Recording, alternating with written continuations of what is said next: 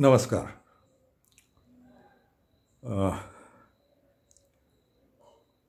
आजचा विषय डोक्यात आहे तो असा आहे की सोशल मीडिया हा खूप चर्चेचा विषय आहे आता. युरोपियन देशांमध्ये किंवा बाहेरच्या देशांमध्ये, प्रगत देशांमध्ये तो आधी आलेला असेल. आपल्याकडं मात्र तो ताजाच आहे. तरी तो जुना झाला नव्या पिढ्यांना. तर ते 15, 16, 20 वर्षाची जी मुलं आहेत ती या सोशल मीडियाच्या काळातच जन्माला आलेली आहेत. नवीनच आहे तरीही माझ्या पिढीच्या दृष्टीनं तर फारच नवीन आहे. आणि दोन्ही प्रकारचे वाद मधल्या काळात होत राहतात. म्हणजे जेव्हा एखादी नवी गोष्ट येते जगात तेव्हा ती योग्य की अयोग्य या बाजूनं चर्चा सुरू राहतात. आणि खूप लोक इकडची मतं मांडतात, खूप लोक तिकडची मतं मांडतात. तर मतं आहेतच. अजून कदाचित 50-100 वर्षांनी हे वाद नसतील किंवा वेगळ्या स्वरूपात असतील. पण आत्ता जे काही चालू आहे त्याच्या संदर्भात थोडं बोलणं आवश्यक वाटतं मला. आधुनिक जगाबद्दल एक म्हण अशी तयार करता येऊ शकेल की आधुनिक जग आधी रोगराया शोधतं आणि मग त्याची औषधाची व्यवस्था करतं. औषधं खूप सारी येतात आणि बरे रोग बरे होतात. त्यांना भले रोग बरे होतात. तर ते ठीक आहे. किंवा अशी म्हण तयार करता येईल की माणसं पुढची औषधं विकण्यासाठी नवे रोग जन्माला घालतात. तर काहीसं प्रत्येक शोधाच्या बाबतीत ते होतं आणि सोशल मीडिया नावाच्या प्रकाराबद्दलही ते आहे. मागच्या भागात आपण घृणा आणि अपमान या विषयावर बोललो होतो. त्यातला एक मुद्दा बोलायचा राहून गेला होता. फार पूर्वी माणसांना अभिव्यक्तीला खूप खुल्या जागाच नव्हत्या फारशा. आणि अभिव्यक्ती तर असायची प्रत्येकाला. सजीव आहे म्हटल्यानंतर तो अभिव्यक्त होणार. प्रत्येक सजीव अभिव्यक्त होतोच. कुठल्या ना कुठल्या मार्गाने होतो कुठलाही सजीव. आणि माणूस तर काय, माणसानं अभिव्यक्तीचं इतकं मोठं माध्यम शोधलं आहे, भाषा वगैरे ते. आणि एवढे आविष्कार केलेत अभिव्यक्तीसाठी. तर ते चांगलंच आहे एका अर्थानं. पण साधारण मी त्या पिढीचं आहे की ज्या पिढीत वीजच नव्हती घरामध्ये. आणि खेड्यात राहत होतो. तिथं रॉकेलचा दिवा असायचा. आणि बऱ्याचदा तर माचीस नावाची गोष्ट पण नसायची घरात. आणि मला लहानपण आठवतं की ज्या खेड्यात मी राहिलो होतो तिथं संध्याकाळी आमची आई पाठवायची आम्हाला, जा रे शेजारच्या मावशीकडनं, लक्ष्मी मावशीकडनं म्हणावं, आग दे म्हणजे काय, तर ती उलथण्यावर किंवा कलथ्यावर तिच्या घरातल्या चुलीत राख असेल आणि त्याच्याखाली निखारा असेल तर त्या राखेसह निखारा ती द्यायची. आणि मग आपण ते आपल्या घरात आणून आपली चूल पेटवायची. किंवा मग उलटंही व्हायचं. म्हणजे गावभर त्यावेळेस संध्याकाळी आग शोधत हिंडणारी मुलं आईवडिलांनी पाठवलेली, आईनं पाठवलेली. आणि मग ती आग आणून आपल्या चुली पेटवायच्या आणि मग त्या चुलीवर चिमणी पेटवायची. असं ते मजेशीर होतं.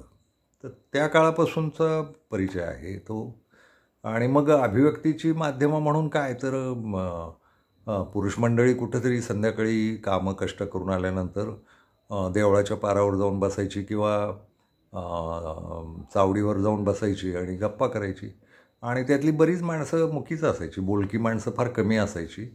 आणि शक्यतो त्यावेळची गावाचे जे पुढारी आहेत ते जास्ती बडबड करून घ्यायचे. आणि बाकी गाव त्यावेळच्या त्यांच्या बसण्याच्या पद्धतीसुद्धा मस्त होते की बूट टेकवायचं, पाय उभे करायचे आणि पायाभोवती दोन्ही हातांचा तिढा घालायचा.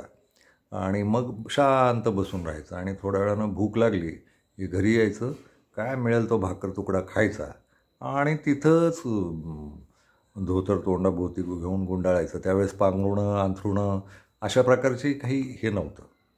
तर यात फार माणसं बोलताना दिसायची नाहीत त्या काळात. शक्यतो भांडणं व्हायची त्यावेळेसच माणसं बोलायची. आणि भांडणांना पुन्हा भाषाच नसायची, विस्तृत. भांडणं पण अशी मोजक्या भाषेतच व्हायची आणि ती शक्यतो हाणामारीवरच यायची. आणि बहुतेक खेड्यात रोज संध्याकाळी कोणाची ना कोणाची भांडणं व्हायची, कोणाच्या तरी घरात भांडणं व्हायची. ते चालू असायचं. ती अभिव्यक्तीचाच एक प्रकार आहे असं म्हणावं लागेल. आणि गाव जमायचं करमणुकीला, तो एक करमणुकीचा भाग होता. आणि मग गाव जमायचं आणि भांडण सोडवणं, भांडण लावून देणं वगैरे वगैरे असं चालायचं. बोलकी माणसं फारशी मी माझ्या लहानपणी पाहिलेली आठवत नाही. ते एक मोजकं बोलणं, राम राम, कसं आहे, बरं आहे का, शेतीवाडीच्या थोड्याशा एक दोन चौकशा, एवढंच व्हायचं. शेती हा मुख्य धंदा होता. नोकरदार मंडळी कमी होती, मध्यमवर्गच मुळात कमी होता देशात.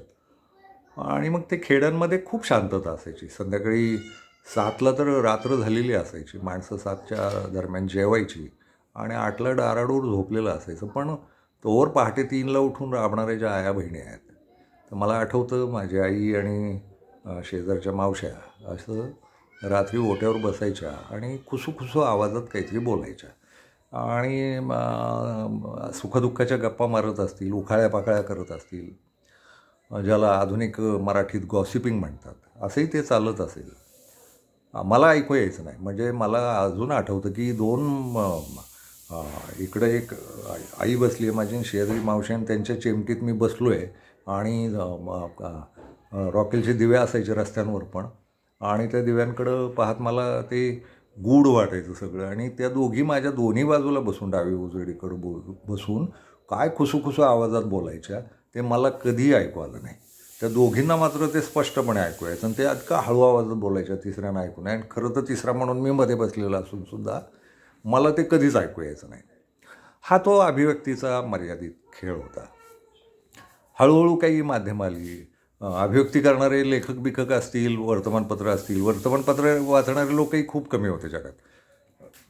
म्हणजे माझ्या पिढीच्या आधी तर म्हणे वर्तमानपत्र पुण्यातनं निघालं तर गावी पोहोचायला 7-7, 8-8 दिवस लागायचे. तर आश्चर्य वाटतं. नंतर मी स्वतः पत्रकारिताही केली, वर्तमानपत्र वगैरे केली, तर त्यात 8 दिवसांनी पत्र किंवा महिन्यानंतर वर्तमानपत्र मिळतं आणि लोक महिन्याभरापूर्वीच्या बातम्या चवीनं वाचतात वगैरे. असाही काळ आपण अभिव्यक्तीच्या बाबतीतला मागच्या पूर्वजांनी, आपल्या पिढ्यांनी पाहिलेला, आपण वाचलेला आहे. माझ्या काळात ते वर्तमानपत्र ते खेड्यात नव्हतंच येत. फार मी थोडासा मोठा झाल्यावर वर्तमानपत्र वगैरे कळायला लागली. तर गंमत अशी की सोशल मीडियामुळं आणि आणखी एक साहित्य किंवा वर्तमानपत्र किंवा आकाशवाणी किंवा दूरदर्शन ही माध्यमं एका बाजूनं बोलणारी होती. त्यात इतरांना संधी नव्हती अभिव्यक्तीला. म्हणजे वाचकांची पत्रामध्ये काही पत्र लिहिली गेली तर ती एक अभिव्यक्ती होती. पण त्याच्यात ते एकांकीच असायचं, ते जास्ती बोलायचे आणि इकडून काही फार प्रतिसाद नसायचा. आणि तो मर्यादित वर्ग होता. सोशल मीडियानं तसं ठेवलं नाही. सोशल मीडिया हा परिपूर्ण सार्वजनिक झाला.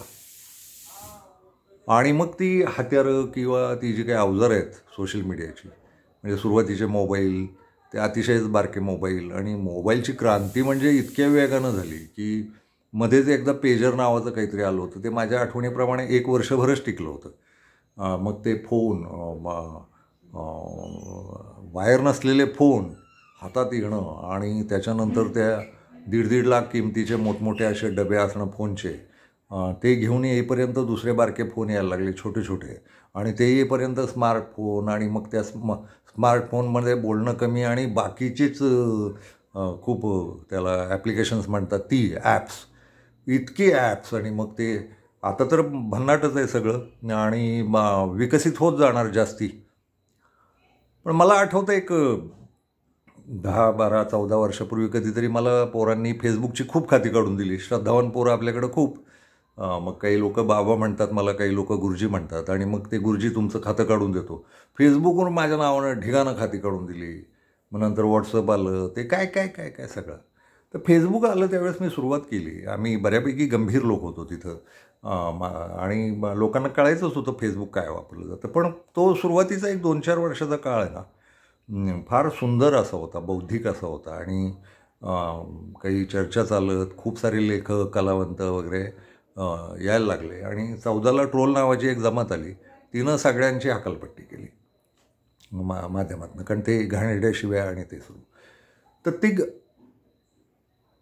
हे जे आहे फेसबुक, हे सुरू झालं तेव्हा मी एकदा हे मोबाईल हाताळता हाताळता माझ्या थोडं डोक्यात असं आलं की हे सतत हाताळत राहिलं ना बऱ्यापैकी शारीरिक व्याधी होतील म्हणून. आणि मी त्यावेळेस तशी फेसबुक पोस्टही टाकली होती की हाडांचे किंवा पेशींचे विकार आणि डोळ्यांचे कानांचे विकार या फेसबुकबद्दलच बोलत होतो मी. खरं तर सोशल मीडिया असा शब्द वापरायला पाहिजे होता, कारण त्यावेळेस मर्यादित फेसबुक होतं, एवढे ॲप्स आणि हे काही नव्हतं.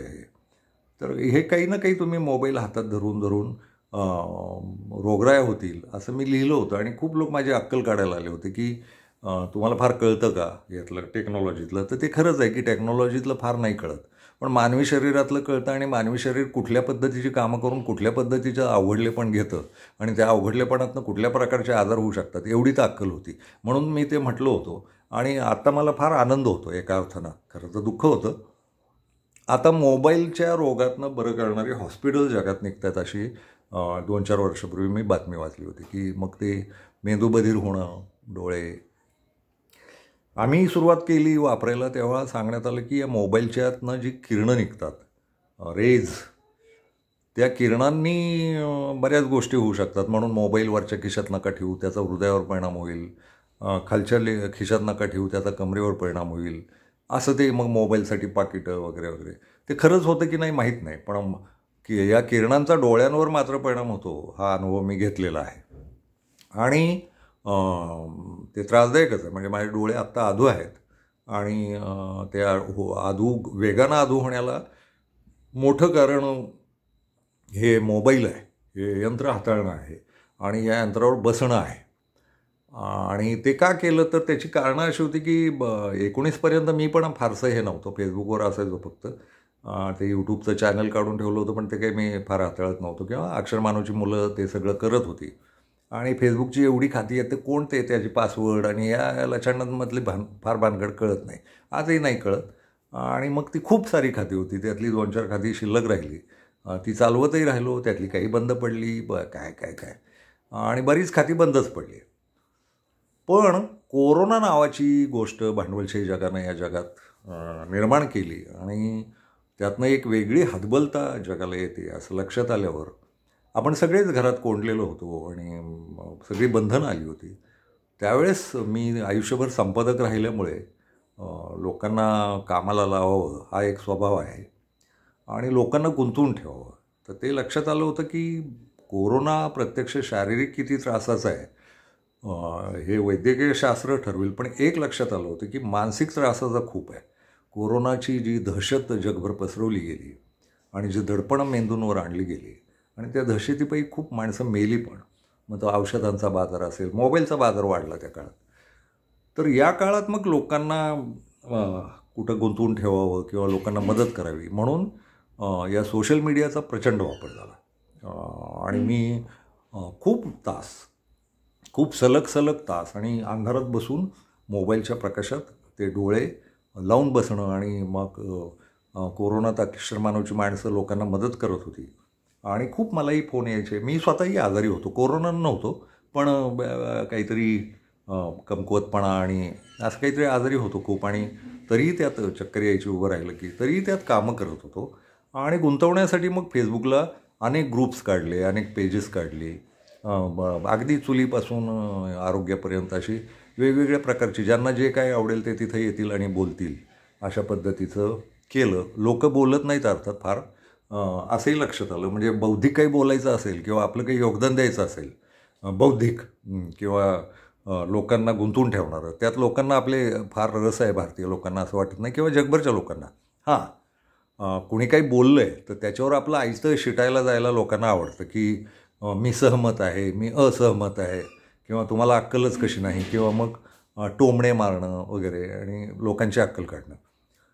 तर ती विकृती मात्र वाढलेली दिसते. म्हणजे मी हे काम करत राहिलो, त्यांना डोळ्यांची वाट लावली, हा मुद्दा आधी उरकू. आणि मग आता मुख्य मुद्द्यावर येऊ की सोशल मीडिया हा किती उपयोगी आहे आणि किती नाही. तर अभिव्यक्तीला जागा नव्हत्या, पण आत्ता प्रत्येकाच्या हातात मोबाईल आला आहे. अर्थात सगळ्या जगभर नाही आहे अजूनही, बऱ्यापैकी लोकसंख्या अजूनही रिकामी आहे. भारत हा मात्र मोबाईलचा फार मोठा ग्राहक आहे जगभरच्या, कारण एवढी लोकसंख्या आहे आणि लोकांकडं पैसे पण आहेत आणि कितीही गरीब असलं तरी त्याला आता ते या भांडवलशाही व्यवस्थेनं जाणून दिलेलं आहे की तुझ्याकडं मोबाईल नाही म्हणजे तुझ्या जीवनाला काही अर्थ नाही. इथपर्यंत ते आणून ठेवलं आहे आणि मोबाईलचा एक अवयव म्हणूनच आता वापर होतो. म्हणजे किती गोष्टी आहेत, यात सगळंच आहे. तुम्हाला टी व्हीवर जे मिळतं, आकाशवाणीवर जे मिळतं, घड्याळ मिळतं, फोटो कॅमेरे मिळतात, व्हिडिओ करता येतात, भलते ॲप आहेत, घाणेरडी ॲपसुद्धा आहेत. पुन्हा जुगार खेळता येतो, पैसे कमवता येतात, घालवता येतात, असं सगळं आहे. तर मोबाईल हा आता पूर्वी जसं चष्म्याला अवयव म्हटलं जायचं तसं एक बाहेरनं आलेला अवयव ही मोबाईलची माणसाच्या जगात जागा आहे आणि कदाचित विकसित पण होत जाईल, कारण दररोज काहीतरी तंत्रज्ञान इतकं विकसित होतं आहे बरा. आणि परिणाम तर ते आजचा जो मोबाईल आहे किंवा आपण जो वापरतो आहोत ते बदलत जाणार. काही विकास होतच राहणार आहे, तो वैज्ञानिक विकास होत राहणार आहे. यात माणसानं काय वागायचं आहे हा मुद्दा आला. अभिव्यक्तीला जागा नव्हत्या, तेच बरं की काय असं वाटण्यासारखी परिस्थिती आली आहे. कारण अभिव्यक्तीला जागा मिळायला लागल्या, पण अभिव्यक्ती म्हणजे नेमकं काय याचं भान नसलेले लोकही घुसले आहेत. अभिव्यक्ती म्हणजे स्वतःचं क्षुद्रत्व दाखवणं, दुसऱ्याला हिणकस ठरवणं, दुसऱ्याला टोमणे मारणं, दुसऱ्याला शिव्या घालणं, घाण बोलणं, दुसऱ्याची इज्जत काढणं, असा काहीतरी गैरअर्थ अख्ख्या जगभर अभिव्यक्तीच्या नावाखाली घेतला गेला. अभिव्यक्तीची सोय झाली, पण अभिव्यक्ती म्हणजे काय आणि काय अदबीनं माणसानं माणसाशी वागलं पाहिजे ही शिकवायची सोय मात्र या डिजिटल मीडियामध्ये नाही.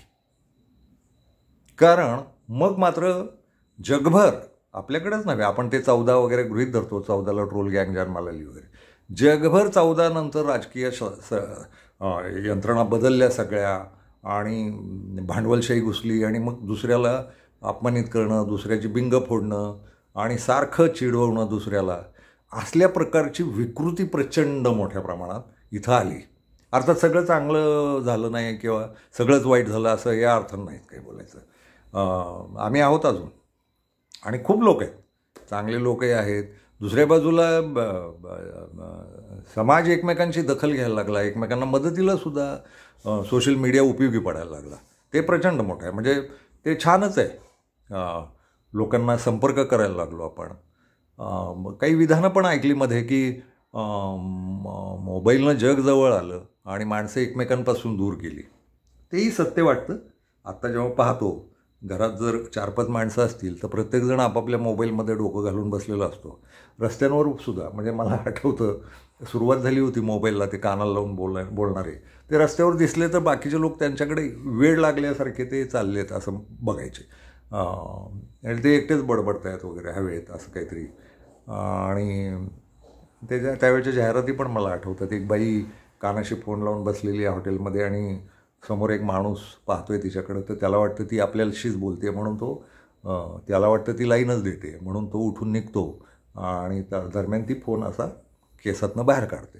तर ती मोबाईलच्या सुरुवातीच्या जाहिराती होत्या. किटू गिडवानी वगैरेनं कुणीतरी काम केलं होतं. तर तो काळ गेला. आता प्रत्येकजण तुम्हाला रस्त्यावर एखादाच माणूस शांतपणे चालताना दिसतो. म्हणजे मी मोजत राहिलो आहे गेले कित्येक वर्ष, एखादा माणूस त्यावेळेस फोनवर बोलताना दिसायचा. आता एखादा माणूस बिन फोनचा दिसतो. तर तिथपर्यंत पसरलेलं आहे. पण याचा हे काय परिणाम काय आहेत? तर माझं आज मात्र ठामच मत आहे की बौद्धिक, शारीरिक, मानसिक आजारांना उपयोगी हे माध्यम आहे. आणि एक प्रश्न पुन्हा पुन्हा येत राहतो की मुलांच्या हातात मोबाईल द्यावा की नाही. याचं उत्तर मला देता नाही आलेलं आजपर्यंत. खूप लोक आम्ही अजून मुलांना मोबाईल नाही देत वगैरे याचं कौतुक होण्यापर्यंत मोबाईलचं महात्म्य वाढलेलं आहे. म्हणजे आम्ही लहान होतो तेव्हा घरी चहा प्यायचो, पण आईबापांबरोबर कोणाकडे पाहुणं म्हणून गेलं की आईबाप स्वतःच सांगायचे आमची मुलं चहा नाही पित आणि आम्ही पण म्हणायचो नाही पित. आणि खरं तसं. आणि खूप मुलं आता जन्माला आल्यापासूनच मोबाईल हाताळायला ते आईबाप देतात त्यांच्या हातात. आणि बऱ्याच आईबापांचं आमच्या लहानपणी मुलं शांत ठेवण्यासाठी म्हणून अफू द्यायचे, मुलांना अफू लावायचे. आता अफू गेली आहे, मोबाईल नावाची एक अफू आली आहे. आता मुलांच्या हातात त्यांनी किरकिर करू नये म्हणून त्यांना विचलित करू नये म्हणून त्याच्या हातात मोबाईल देण्यापर्यंत परिस्थिती आलेली आहे. हे चांगलं की वाईट हे ठरवायला पाहिजे. त्याच्यावर काहीतरी समजुतीनं बोललं पाहिजे. म्हणजे ते फार आवश्यक आहे की माणसं एकमेकांचा एवढा द्वेष करतात, एवढी घृणा करतात, एवढा तिरस्कार करतात, एवढं एकमेकांवर चिडून आहेत, हे या सोशल मीडियामुळं फार उघडकीला आलं. माणसं आतनं किती विखारी आहेत ही एक बाजू आहे, ती आली पुढं. कारण आता विखारच्या विखार असा निघत असतो. मग ते कुणी कुणालाही शिव्या घालत असतं, कुणी कुणावरही टिप्पण्या करत असतं. हे सगळं सौम्य आणि अदबीच्या भाषेत बोलता येईल याचं शिक्षण हरवून गेलेलं आहे. आणि ते नाही आहे. म्हणजे ते मी ट्रोल आणि त्या पद्धतीचं जे काय आहे, कुणी काही बोललं की त्याच्यावर आपलं शहाणपणानं घुसायचं आणि आपल्याला खूपच कळतं आहे पुढचा माणूस कोण आहे, काय बोलतो आहे, त्याला समजून घ्यावं. आणि त्याला विरोध करायचा असला तर त्याची एक सौजन्यशील भाषा आहे. हे गेलंच आहे. आणि ते नुसतं सोशल मीडियात नाही, समाजात सुद्धा गेलं आहे. आपण इतके अस्थिर आणि अशांत झालो आहे टेक्नॉलॉजीमुळं आणि इतके स्वयंभू समजायला लागलो आहे स्वतःला की दुसऱ्याचं बारकसंही सहन होईना. आपल्या संसदासुद्धा घाणेरड्या चालायला लागल्या. तिथेही ती संसदीय भाषा, अदबीची भाषा राहिलेली नाही. एक विकृती सार्वजनिक ठिकाणी पण आणि आपल्या कुटुंबात पण आणि सोशल मीडियावर पण असं ते जाणवतं आहे. पण हे घातक आहे. म्हणजे एक लक्षात घ्या, सोशल मीडिया फार उपयोगी आहे, फार पूरक आहे आणि फार मदतीला उपयोगी आहे. म्हणजे जेव्हा कळतं ना आपल्याला की कुठल्या तरी लांबचा एक डॉक्टर ऑपरेशन होताना तिथून मार्गदर्शन करतो आणि इकडं ऑपरेशन सुलभ होतं, ही फार सुंदर गोष्ट आहे. यातल्या ज्या मानवतेच्या गोष्टी आहेत ना त्या आहेतच, म्हणजे त्या मान्यच करायला पाहिजेत. पण दुसऱ्या बाजूला या माध्यमाच्या हाताळणीचं काय आणि या माध्यमात आलेल्या टुकार ट्रोलांचं काय, आणि ते जगभर आहेत, नुसते भारतात बिरतात नाहीत आणि ते सगळीकडे आहेत. म्हणजे आपण आधी ट्रोलच होतं, फक्त अभिव्यक्तीला जागा नव्हती आणि आता अभिव्यक्तीला जागा आली तर ट्रोलिंग सगळंच उफाळून आलं आहे आणि ते सगळंच घाणघाण झालं आहे. त्यातनं सुसंवाद नावाची गोष्ट संपली आहे. वाद विवाद विसंवाद अशा गोष्टी वाढल्या. ते गैर आहे आणि त्याचा त्रास करून घेणारे लोक आहेत. ठरवून दुसऱ्यावर हल्ले करणं, दुसऱ्याची नाचक्की करणं, दुसऱ्याला हिणकस ठरवणं, अशा पद्धतीचं ते जे काही घाणेरडं आहे ते मोठ्या प्रमाणात आहे. म्हणजे एका बाजूला फार उपयोगी माध्यम आहे आणि दुसऱ्या बाजूला फार विकृत झालेलं माध्यम आहे असं म्हणावं लागेल. तर मग अशा याच्यातला मार्ग काय राहतो? घरच्यांनी किती हाताळावं, मी स्वतः किती हाताळावं, आपण किती हाताळावं? तर मला वाटतं की सोपे सोपे इलाज आहेत. त्याला फक्त मेंदूचा संयमच लागणार. कारण माझ्या लक्षात आलं आहे, मी कामासाठी म्हणून सलग 3-4 वर्ष लोकांना मदतीसाठी म्हणून सोशल मीडिया हाताळला आणि डोळ्याची वाट लावून घेतली. पण कामाशिवाय फारसं नाही आलेलो. म्हणजे मला फेसबुकवर बोलावं असं वाटलं त्यावेळेस मी फेसबुकवर आलो. अक्षरमानव नावाची संस्था चालवतो, संघटना चालवतो. तिचे खूप व्हॉट्सअप ग्रुप आहेत आणि खूप माणसं जोडली आहेत राज्यभर. त्यांच्यासाठीच्या संवादासाठी काही वेळ येत राहिलो, सारखा नाही राहिलो. म्हणजे आणि मग आता ते यूट्यूब वगैरे, मुलं म्हणाली की तुम्हाला जे बोलावंसं वाटतं, बडबड करावीशी वाटते, तर बडबडीचं हे सुंदर माध्यम आहे, तर याच्यावर बोला. मग याच्या एवढा एक वापर आहे. तर मुलांच्या हातात मोबाईल द्यावा की नाही या प्रश्नाचं उत्तर असं आहे, आता मोबाईलशिवाय पुढचं जग नसेल, टेक्नॉलॉजीशिवाय पुढचं जग नसेल किंवा डिजिटल हेच जग असणार. तर मग या डिजिटल जगाचं व्यवस्थापन शरीर आणि मन निरोगी कसं राहील अशा पद्धतीनं करावं लागेल. आजारी पडण्यापेक्षा हे जे हत्यार आहे मोबाईल नावाचं किंवा टेक्नॉलॉजी नावाचं किंवा डिजिटल नावाचं, या हत्याराच्या हातातलं हत्यार आपण होण्यापेक्षा आपल्या हातातलं हत्यार, आपल्या नियंत्रणातलं हत्यार असं त्याचं स्वरूप ठेवावं लागेल. आपण त्याच्या आहारी जाण्यापेक्षा त्याला आपल्या पद्धतीनं वाकवावं लागेल. हे माणूस करू शकतो. माणसानं तो निर्णय घेतला पाहिजे. माझ्या लक्षात आलं एकदा बसलं की ती रिलं नावाची प्रकार येतात आणि मग माणसं ती रिलं असं ते सुरू झालं एकदा की काय त्याला अंतच नाही. तर कधी थांबायचं? म्हणजे अभ्यास करताना बघा आपण वेळा आखून घेतो.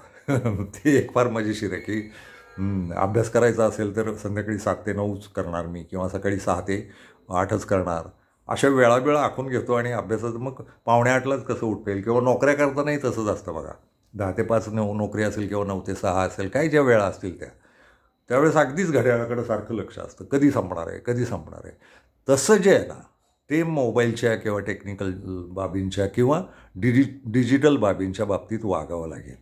माणसाचा मेंदू हाच या गोष्टीचं नियंत्रण करू शकतो.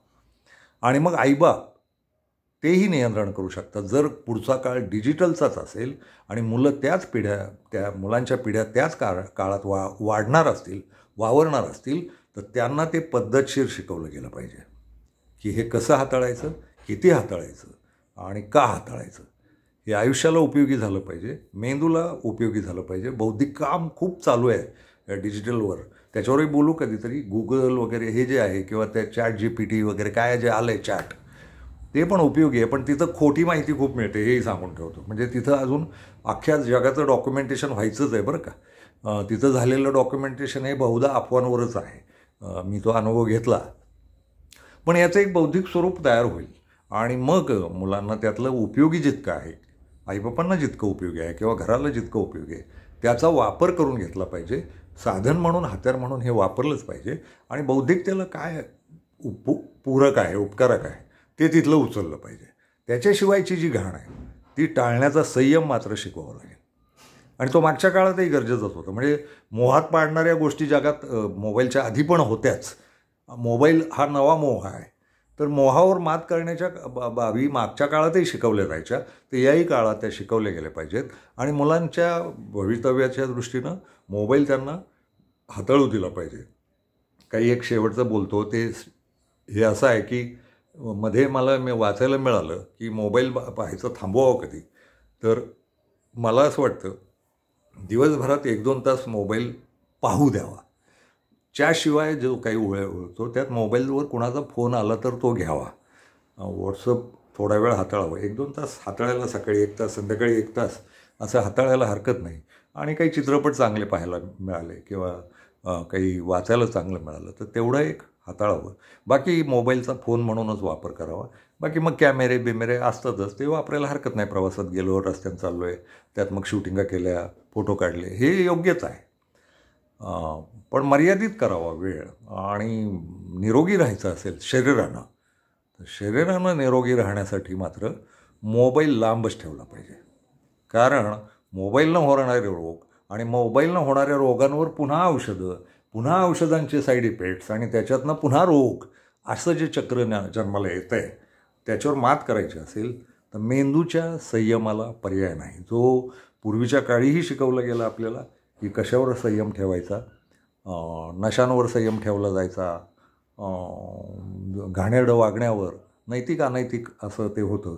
तर संयम शिकवला गेला आणि बहुतेक समाज हा संयमीच असतो, असा अतिरेकी नसतो. तर मोबाईलच्या बाबतीतही आपल्या सगळ्या समाजाला तो धडा घ्यावा लागेल, संयमानं राहावं लागेल आणि मुलांना ते हाताळण्याचे शिकवण आईबापांनी द्यावी लागेल. याचा अर्थ असा आहे की आईबापांनीच आधी मोबाईल कसा हाताळायचा हे शिकावं लागेल.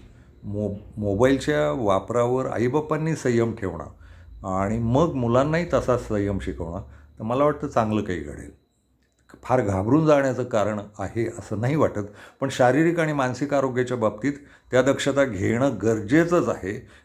नाहीतर मग कमकुवत पिढ्या, मेंदूनं कमजोर पिढ्या असं काहीतरी जन्माला येत राहील. आणि याच्यावर अवलंबित्व किती ठेवायचं, अभ्यासाचं किंवा ज्ञानाचं किंवा हुशारीचं, हेही ठरवावं लागेल.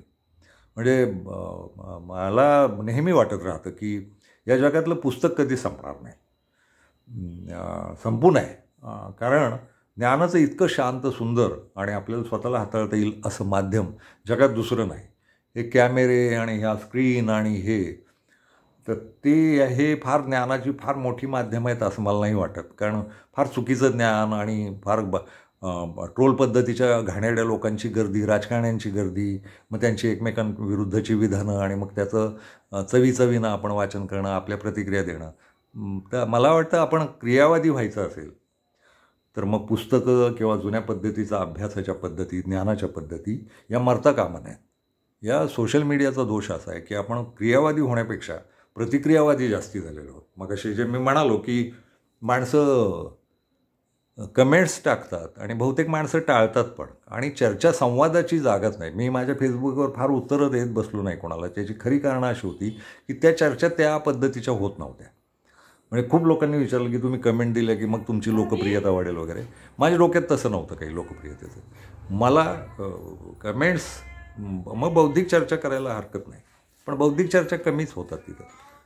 त्यामुळे मी ते कमेंट्स पाहणं किंवा त्यांना उत्तरं देणं हे टाळत राहिलो, फार क्वचित उतरलो. पण आपण एकूण निर्णय घेतला पाहिजे की मोबाईल काय वापरायचा आहे, कसा वापरायचा आहे. आणि मला वाटतं हे पूरक अवजार जगण्याला म्हणून वापरण्याचा संयम ठेवायचा आहे. धन्यवाद.